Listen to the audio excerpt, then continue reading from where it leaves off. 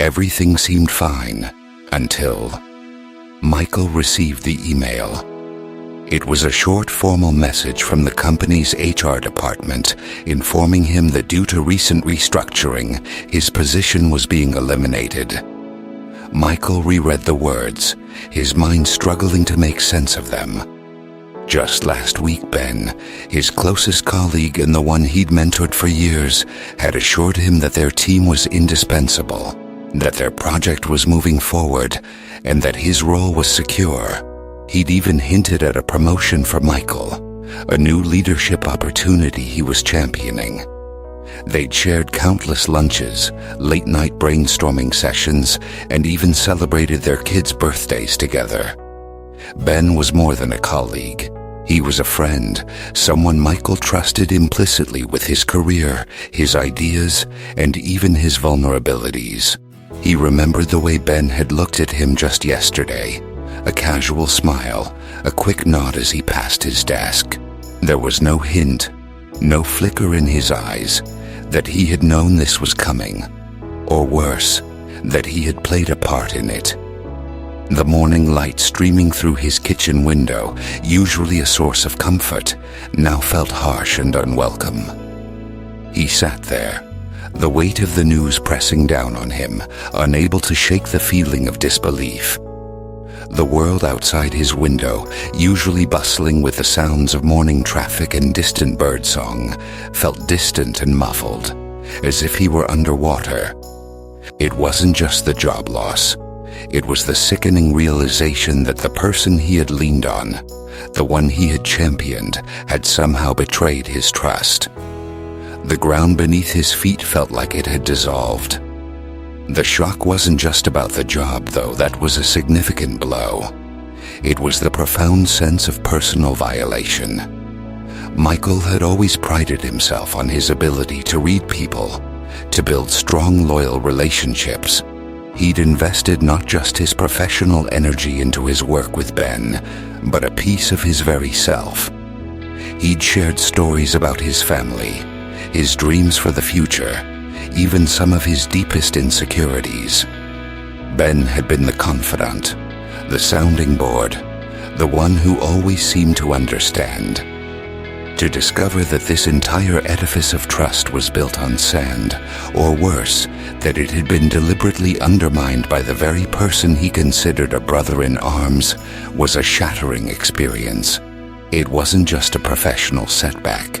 It was a personal earthquake that shook the foundations of his perception of friendship, loyalty, and even his own judgment. He felt a cold, creeping doubt about every past interaction, every shared laugh, every word of encouragement Ben had ever offered. Were they all just part of a calculated performance? The thought was almost unbearable. Maybe that's not exactly your story. Maybe your betrayal came from a different place, a different person. Perhaps it was a spouse whose vows of fidelity dissolved into a painful reality. Or a family member whose actions left a gaping wound where love and support should have been. Maybe it was a spiritual leader whose guidance you trusted implicitly, only to find that trust exploited. But maybe the feeling is familiar. That sudden, sharp intake of breath when the world shifts, when someone you believed in shows you a side you never imagined. That hollow ache when the person who was supposed to be your ally becomes the source of your deepest wound. It's the feeling of being utterly blindsided, of having your sense of security ripped away, not by a random act of fate, but by a deliberate choice from someone you held dear. It leaves you not just with pain, but with a profound sense of disorientation, wondering how you could have been so wrong, how you could have missed the signs. In this video, we're going to walk through a story, a psalm, a reflection, and a prayer. We'll sit with the raw, messy truth of betrayal, especially when it comes from someone close. We won't shy away from the anger, the confusion, or the deep sense of loss that comes with such a wound. You'll see a candle burning here with us, a quiet flame in the darkness, a symbol of God's light arriving not after the storm, but right in the middle of it. It's a reminder that even when your world feels plunged into shadow, there is a steady, unwavering presence that remains. This light doesn't promise to erase the darkness, but it promises to be present within it, a quiet companion in your pain. Michael eventually got up, but the day stretched before him, an empty canvas he had no desire to fill. The phone felt heavy in his hand, too heavy to call anyone, too heavy to even scroll through social media. The thought of explaining what had happened, of reliving the humiliation, was too much to bear. He just sat there, the email still open on his laptop screen, the words blurring into an accusation. He felt a strange mix of numbness and a searing internal burn. The betrayal wasn't just a wound. It was a question mark hanging over everything he thought he knew about trust, about friendship, about himself. There was no comfort, no explanation, no easy path forward. Just the raw, aching reality of a trust broken, a friendship shattered, and a future suddenly uncertain. He was in the valley, and the way out was nowhere in sight. Michael's story, like so many others, reminds us that some wounds cut deeper than others. It's one thing to face a challenge from an adversary, someone you expect to be against you. It's an entirely different kind of pain when the blow comes from a hand you trusted, a voice you listened to, a heart you believed was aligned with yours. It's the kind of pain that doesn't just hurt. It disorients. It makes you question not just the person who betrayed you, but your own judgment, your own sense of reality, and even your capacity to discern truth from deception. This isn't just a surface scratch. It's a deep incision into the very core of who you are, leaving you raw and vulnerable. Perhaps you're waking up with that heavy feeling in your chest, the one that tells you, even before your eyes are fully open, that something fundamental has shifted. It's the constant replay of conversations, the endless search for clues you might have missed, the desperate attempt to understand how the person you thought you knew could do what they did. This isn't just about the event of betrayal. It's about the aftermath, the way it infiltrates every corner of your mind and heart. It's a loneliness that's different from being physically alone. It's the profound loneliness of feeling utterly misunderstood, unseen and discarded by someone who once claimed to know you best. It's the fear that if this person, this trusted person, could do this, then who else might? It can make the future feel not just uncertain, but dangerous, because the very foundation of trust has been shaken to its core. You might be afraid to say out loud how angry you are, how deeply you resent the injustice, how much you just want the pain to stop, or even how much you still miss the person they used to be before the betrayal. This kind of pain can make you feel like you're walking through a fog, unable to see clearly, unable to trust your own instincts. It's a constant ache, a dull throb that reminds you of what was lost and what might never be recovered.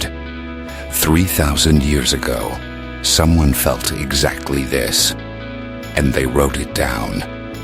In a time long past, a person grappling with the raw, searing pain of betrayal from a trusted friend poured out their heart, and their words still echo with a truth that reaches across centuries.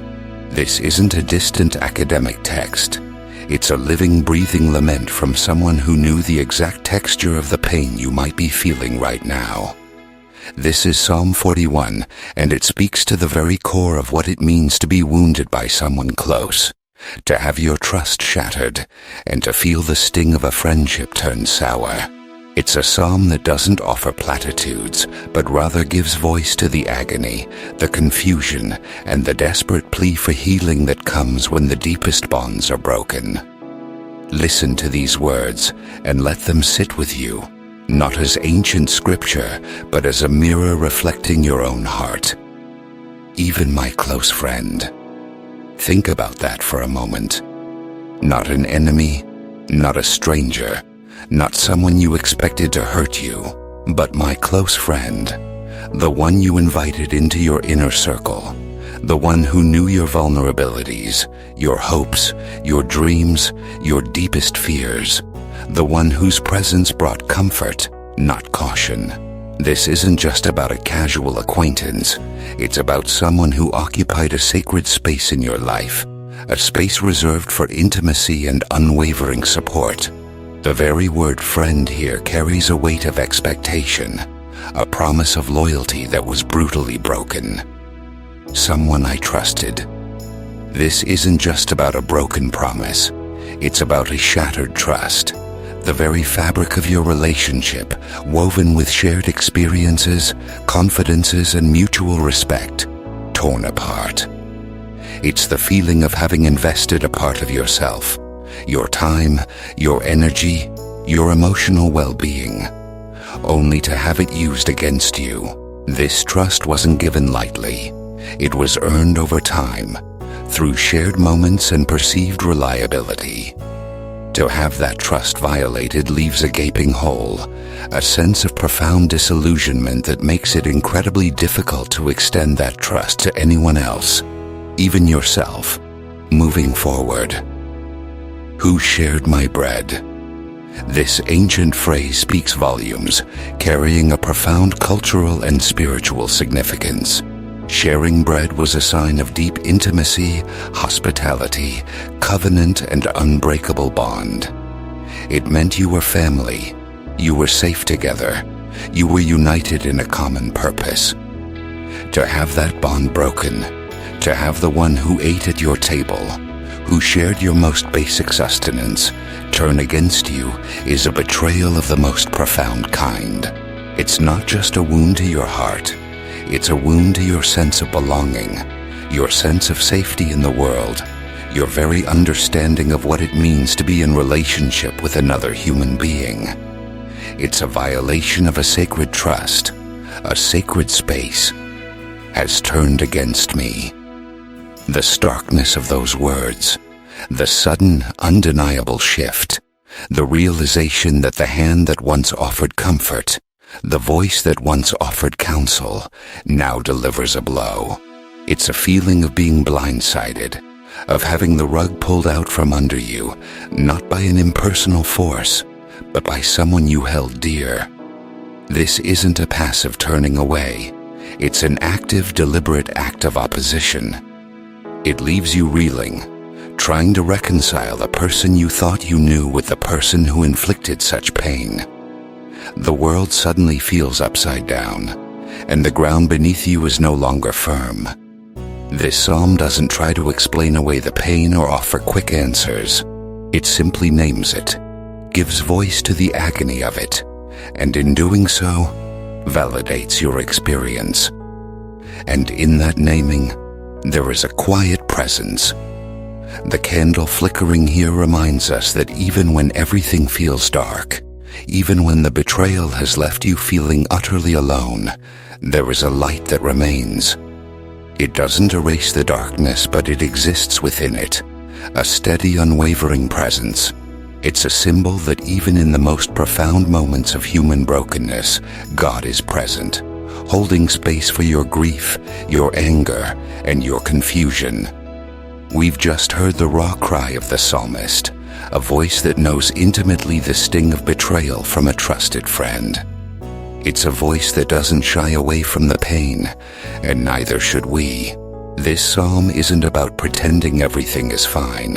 It's about acknowledging the deep hurt and bringing it into the light, allowing God to meet us in that very real, very messy place. It's a testament to the fact that faith doesn't insulate us from suffering, but rather gives us a language to express it, and a God to express it too. Let's sit with a few more images from this psalm, letting them speak directly to the life you're living right now, to the specific texture of the pain you might be carrying.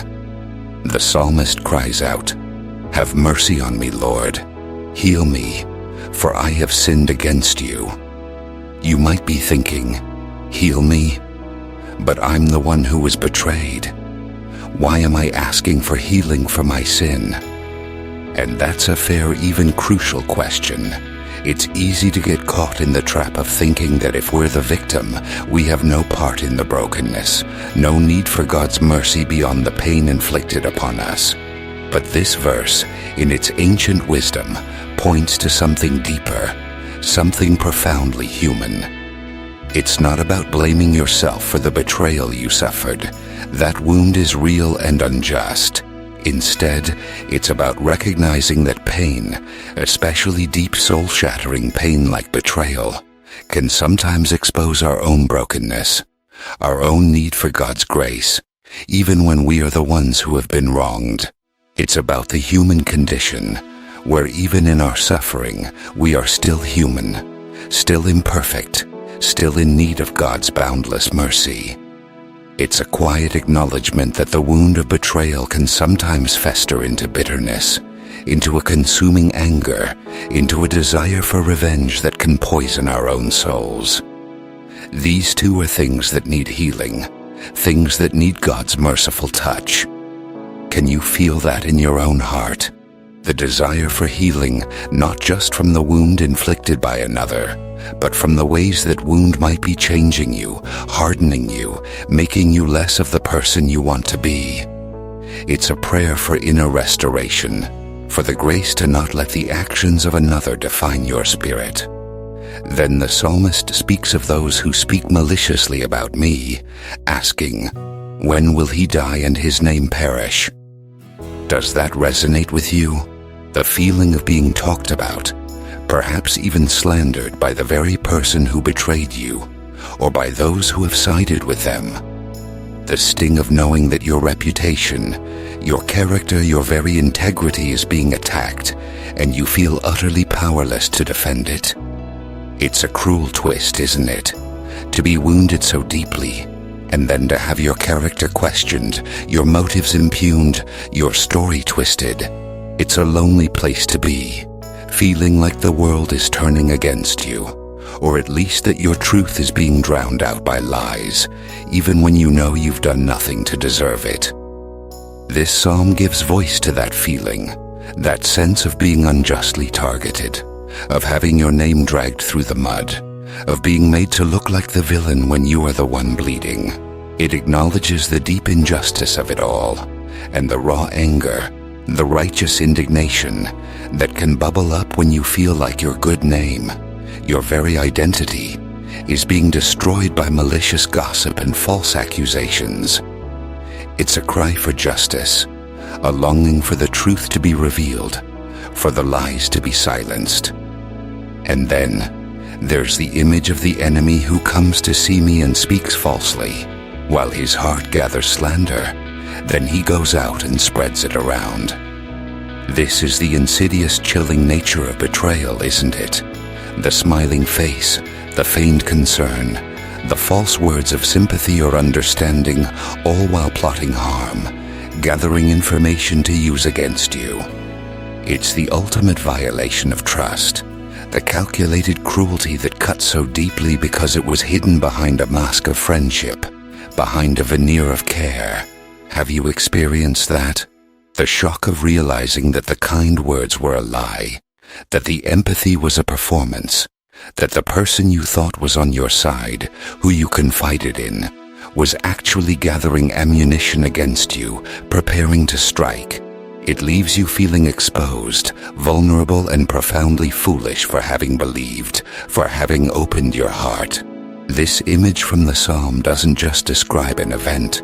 It describes a feeling, the chilling realization that you were played, that your trust was exploited, that your vulnerability was weaponized.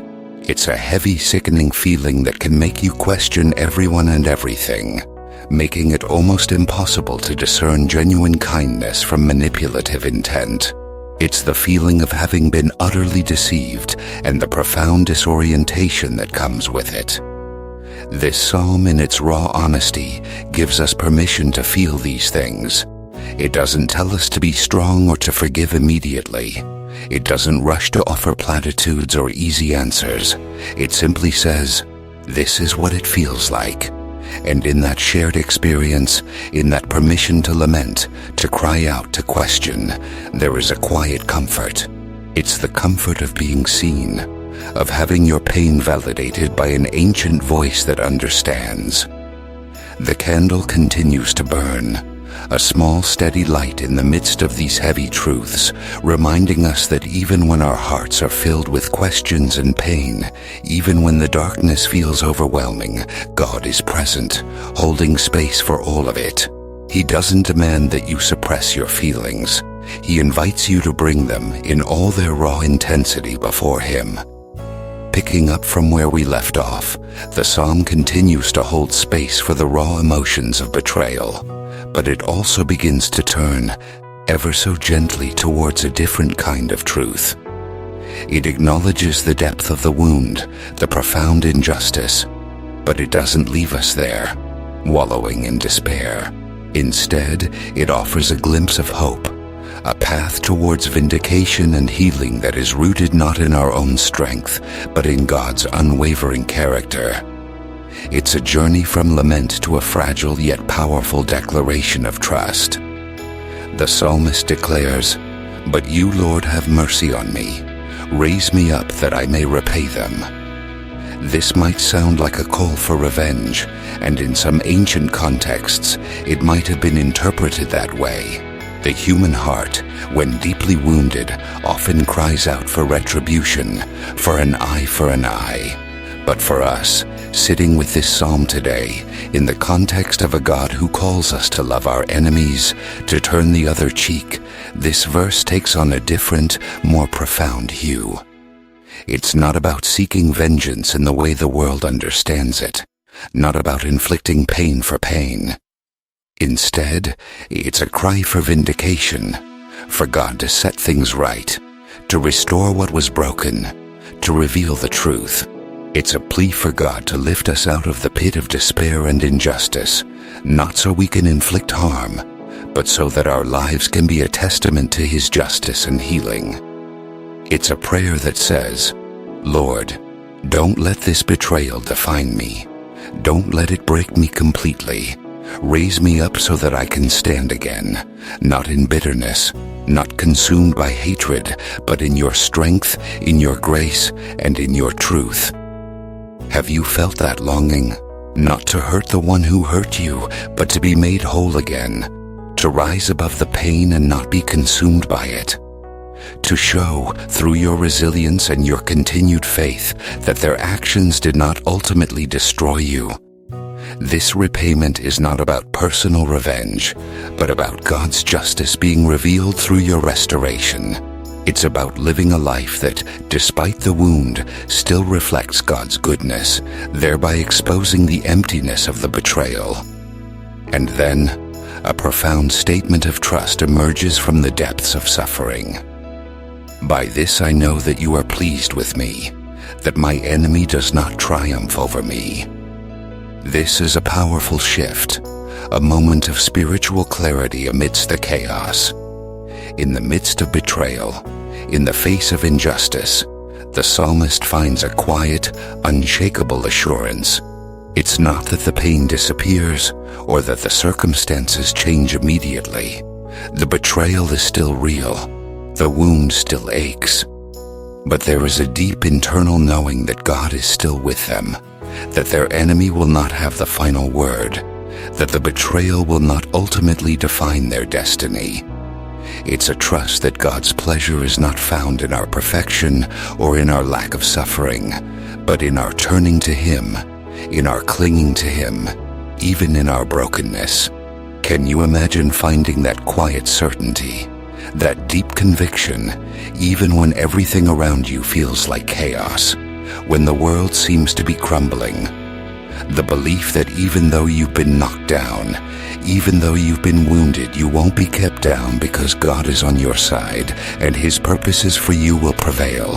This isn't a naive optimism that ignores the pain. It's a hard-won faith that emerges from the very depths of suffering, a testament to God's enduring presence and faithfulness. It's the realization that God's approval isn't contingent on your circumstances, but on your relationship with Him. This psalm, with its honest lament and its quiet turn towards trust, isn't just an ancient poem. It's a living word that can enter your daily life, a practical tool for navigating the treacherous waters of betrayal. When the anxiety of betrayal spikes, when the anger threatens to overwhelm you, when the sadness feels like a suffocating blanket, you can return to a specific verse, a specific phrase. Perhaps it's "Heal me, Lord."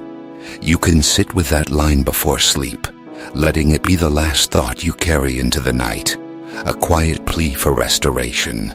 Or you might say a phrase from the psalm out loud when the weight becomes too much, like "Even my close friend has turned against me," not to dwell on the pain, but to acknowledge it honestly before God, to give it voice, to refuse to suppress the very real hurt you feel. This isn't about intellectualizing your pain. It's about spiritualizing it, bringing it into the presence of the one who can truly bear its weight. Let the candle here be a visual anchor for you. Look at its steady flame. It doesn't flicker wildly in fear, nor does it extinguish the darkness with a sudden dramatic burst. It simply burns, a constant gentle reminder that light is present, even when everything else feels dark. It's a quiet promise that God is with you, a steady presence in the storm, a beacon that guides you not out of the storm, but through it. It's a symbol of hope that doesn't deny the reality of the shadows, but asserts the greater reality of light. Before we go any further, I want you to take a breath, a deep, slow breath. Let it fill your lungs, and as you exhale, release some of the tension you might be holding. This is a safe space.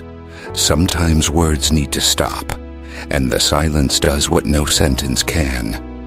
Look at the candle. See the way the flame dances, a tiny, vibrant point of light against the deeper shadows. It's not a roaring fire, not a blinding beacon, but a quiet, persistent glow. Notice the subtle movement, the way the light shifts and breathes, yet remains anchored, steady. Imagine the warmth it might offer if you were close enough, a gentle heat pushing back against the chill.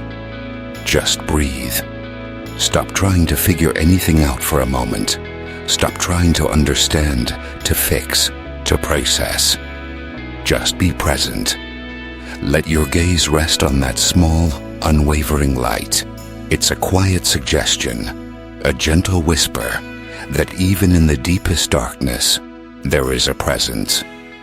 A presence that doesn't demand explanation, doesn't require you to feel anything specific. It simply is. We've paused, taken a breath, and let the quiet presence of the candle settle in. Now, let's go a little deeper into this space of betrayal and the God who meets us there. This isn't about finding easy answers or quick fixes. It's about acknowledging the profound complexity of human pain and divine presence. I don't know if this will make sense, but there's something I keep coming back to when I think about betrayal, especially from someone close. It's the way it doesn't just hurt, it confuses.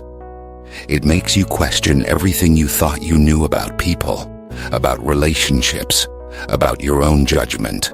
You pray, you cry out, you try to make sense of it, you search for meaning in the wreckage, and sometimes it feels like talking to the ceiling, like your words just dissipate into the air, unheard, unacknowledged. And believing in God, having faith, doesn't magically make that fear go away, or instantly heal the wound. The fear of being hurt again, the anger that simmers beneath the surface, the profound disappointment that colors every interaction. Those things can linger sometimes for a very long time, becoming unwelcome companions in your daily life. And in those moments, God can seem so absent, so quiet, so distant, that you begin to wonder if He was ever really there at all. If He was, why did He let this happen? Why didn't He intervene? Why does it feel like you're walking through this alone, utterly abandoned in your pain? It's okay to feel that. It's okay to name that profound sense of abandonment, even from God. It's a real, raw, and honest part of the human experience of pain, and pretending it doesn't exist only serves to isolate you further. I've been sitting with this for a while, and I don't have all the answers.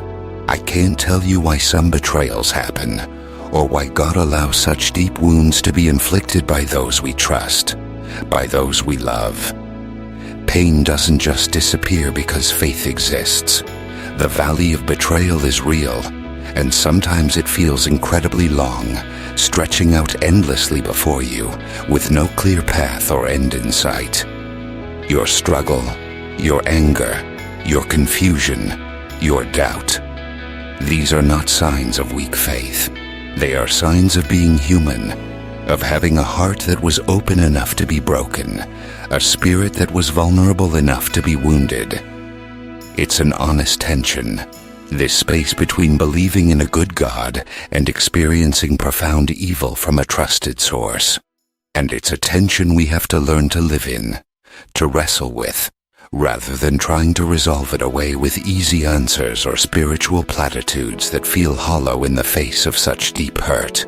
But there's something else I've come to understand, a quiet shift in angle that doesn't require the situation to change first. It's this.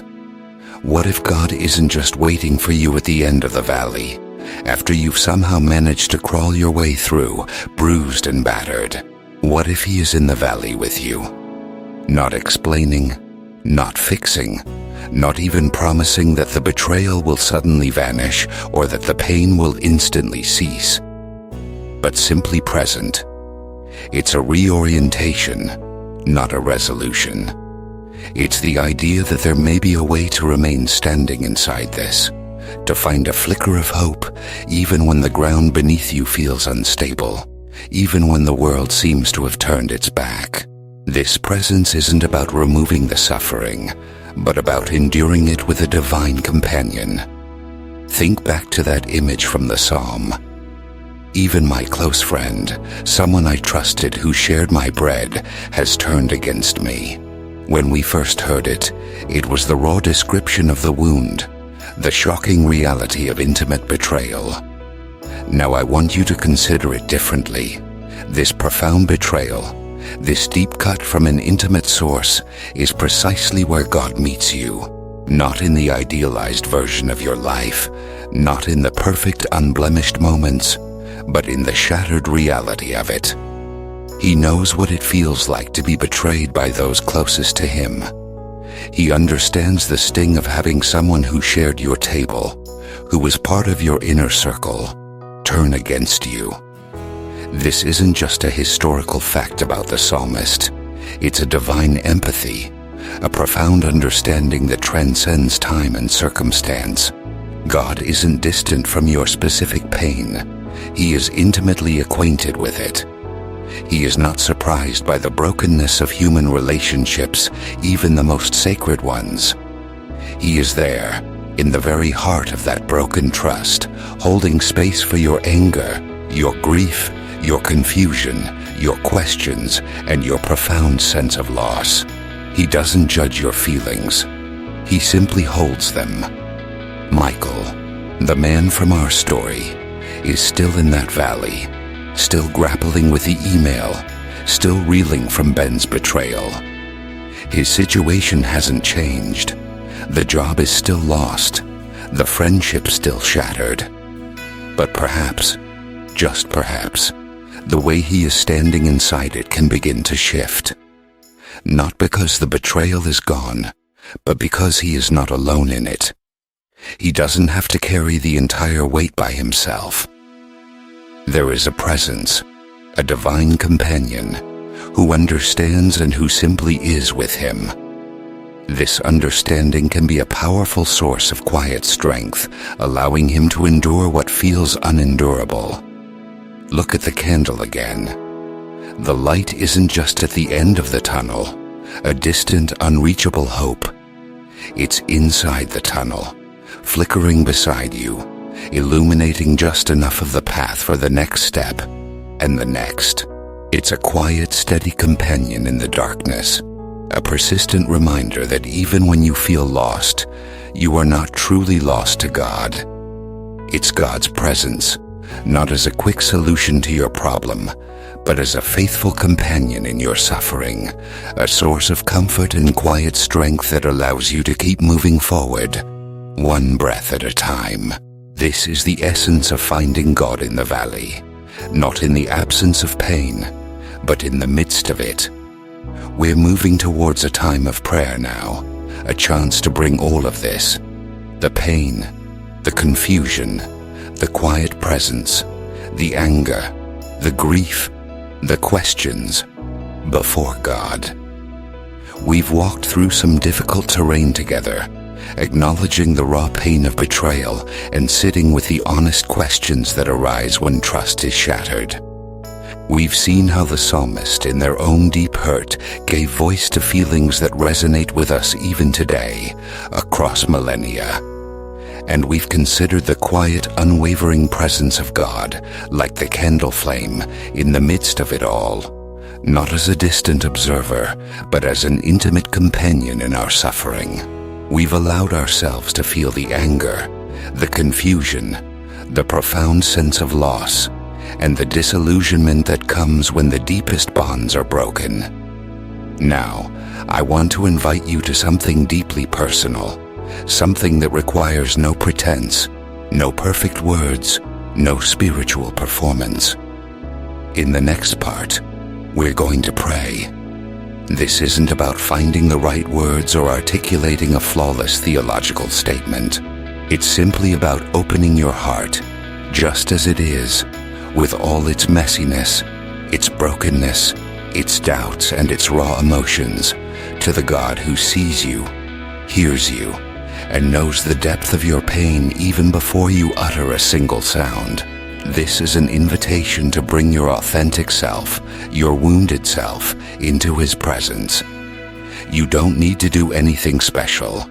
There are no rituals to perform, no specific postures to adopt, unless they feel natural and helpful to you. If it feels right, you might place a hand over your heart, a simple, gentle gesture of acknowledging the ache within, the tender spot where the wound resides. Or perhaps you might close your eyes, allowing yourself to withdraw from external distractions and focus inward. Or simply rest your gaze on the candle, letting its steady light be an anchor for your thoughts, a visual representation of the constant, gentle presence of God. Take one slow, deep breath before we begin, just to center yourself, to create a small, sacred space for quiet in the midst of your inner turmoil. These are just invitations, never instructions. Do whatever feels most natural, most honest, most comforting for you right now. There is no right or wrong way to be present with God in this moment. It's possible that it's not a coincidence you ended up watching this video today. Maybe, just maybe, God has drawn you here, to this moment, to this space, precisely because He knows the burden you are carrying, and He can work with exactly what you've brought to it. The doubt that gnaws at your faith, the exhaustion that drains your spirit, the anger that threatens to consume you, the half-belief that flickers uncertainly, the profound brokenness that feels irreparable. You don't need to clean yourself up or pretend to be stronger than you are. You don't need to hide your pain or your questions. Just come as you are, in all your vulnerability, in all your raw honesty. God is not intimidated by your mess. He is drawn to it, because it is in our weakness that His strength is made perfect. There's a quiet intimacy in this, a grounded hope that doesn't promise easy answers or an immediate end to your suffering, but offers a profound presence, a divine companionship that walks with you through the fire. It's not about excitement or urgency, but simply being present with God and with each other in this shared space of vulnerability, lament, and quiet expectation. It's about finding solace not in the absence of pain, but in the presence of the divine within it.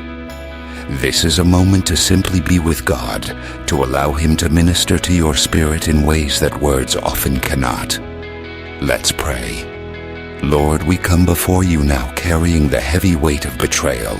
We name it, plainly and without softening the edges, without trying to minimize its impact.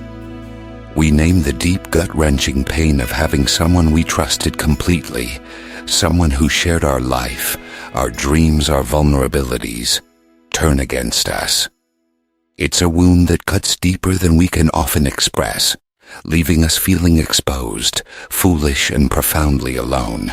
We confess the anger that burns like a wildfire within us, the confusion that clouds our minds and makes it hard to think straight, the disillusionment that makes it hard to see a way forward, hard to believe in goodness.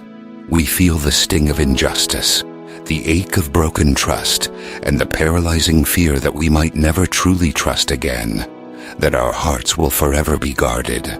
We bring you the shattered pieces of our hearts, the questions that have no answers, the silent screams and the tears we've cried in secret, tears that have soaked our pillows and blurred our vision. We lay before you the memory of their smile, their words, their presence, now tainted by the bitter taste of deceit. We confess our weariness, our exhaustion from carrying this burden alone. And yet, Lord, in the midst of this profound brokenness, we declare that you are here, not because we feel it, not because our circumstances have magically changed, not because the pain has vanished, but because you are God and you are faithful. You are present in this very moment, in this very room, in the quiet space of our hearts, even when our hearts feel like barren deserts. You are here, even when we feel utterly abandoned, even when the world seems to have forgotten us. You are here, even when our prayers feel like whispers into an empty sky, unheard and unanswered. You are here, a steady light in the darkness, like this candle burning beside us, unwavering and persistent, even when everything else feels unstable and chaotic.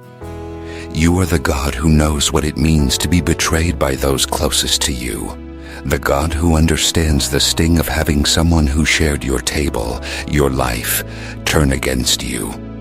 You are intimately acquainted with grief, with suffering, with the deepest human wounds. You are there, in the very heart of that broken trust, holding space for our anger, our grief, our confusion, our questions, and our profound sense of loss. You don't demand that we suppress your feelings. You invite us to bring them, in all their raw intensity, before you.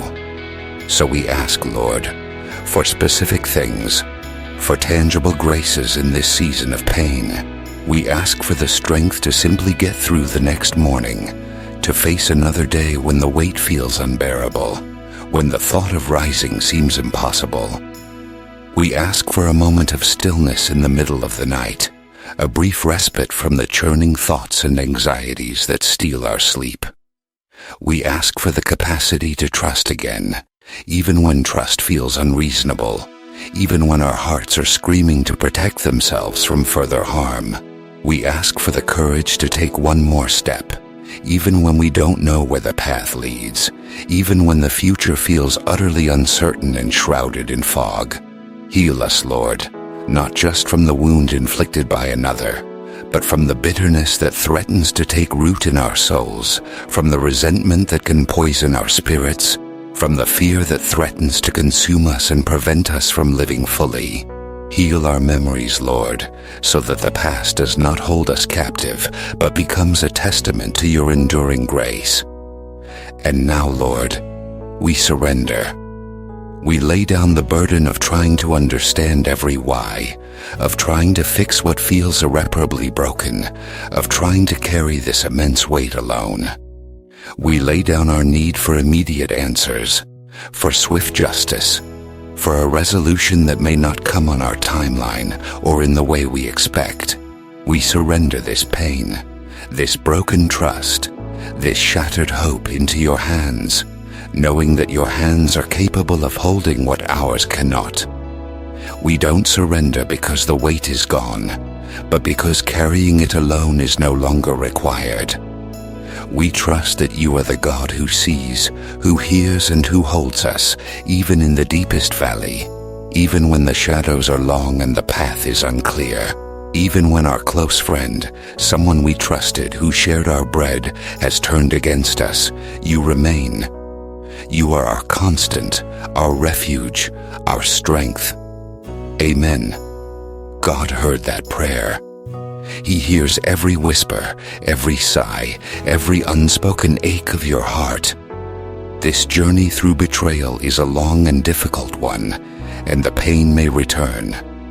When it does, know that you can come back to this video, to these words, to this quiet space. Let it be a reminder that you are not alone, and that God is with you in the valley, not just at the mountaintop. He is with you in the raw, messy, painful reality of your present moment. And perhaps, as you walk through your own healing, as you find moments of peace and strength, you might find yourself in a position to be that same kind of light for someone else. Someone you know, someone whose name you can picture right now, might be walking through their own valley of betrayal, feeling just as lost and alone as you have. Consider sharing this video with them, not as a solution, but as an invitation to a shared space of comfort, presence, and the quiet assurance that they too are not alone.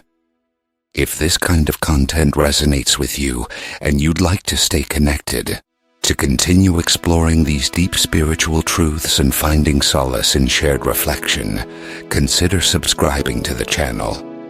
It helps us continue to create these spaces for reflection and prayer, reaching more hearts that are in need of comfort and connection. And if you feel moved to, please leave a comment below. Share if you'd like what valley you're walking through, or which psalm or spiritual theme you'd want to hear next. Your voice matters here. Your experience is valuable. Thank you for being here, for sharing this sacred space and time. May you find peace and strength in the days ahead, and may the light of God's presence continue to guide and comfort you.